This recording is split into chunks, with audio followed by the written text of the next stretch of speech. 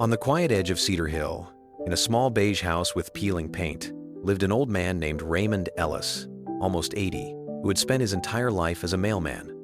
The whole town knew him as the man who always had something kind to say, except to the one person who needed to hear it the most, his own son. Raymond and his son, Michael, hadn't spoken for 9 years. Not because they hated each other, but because of an argument about selling the old family cabin. Harsh words were exchanged. Pride was bruised on both sides. Raymond was the one who slammed the door first, but he was also the one who kept waiting for the apology call. Those 9 years slipped by like a dull gray streak. Winter after winter, no Christmas cards, and birthdays that felt like just another day. One autumn evening, Raymond was sitting on his porch, watching the cars pass by like he always did, when a pickup truck pulled up in front of his house.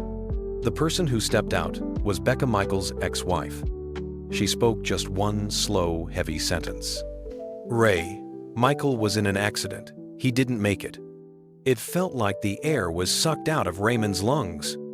Every "I'm sorry," every "I miss you," every "I only wanted you to be happy." All the words he had rehearsed in his mind for years. None of them had ever been spoken. At the funeral, Raymond stood a few steps away from the casket, his hands trembling like a man lost inside his own life. He didn't break down, he didn't collapse. He just stood there, choking on the truth, because there was no longer anywhere for the words in his heart to go. After the funeral, Becca handed him a small box. "Michael was going to send this to you. He just hadn't worked up the courage yet." Inside was a photo of the two of them at the old cabin, Michael, still a little boy, sitting on his father's shoulders. On the back was a half-finished, shaky line of handwriting. "I think it's time I talk to Dad again." Only then did Raymond understand. His son had been waiting for him to take the first step too. He wanted to mend things.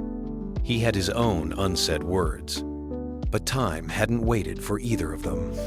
Every evening after that, when the porch light came on, the neighbors would still see Raymond sitting there silent, staring into the dark sky as if speaking to someone who was no longer here. And sometimes, when the wind passed through, it looked as if he were whispering, "If I had spoken sooner, maybe things would have been different."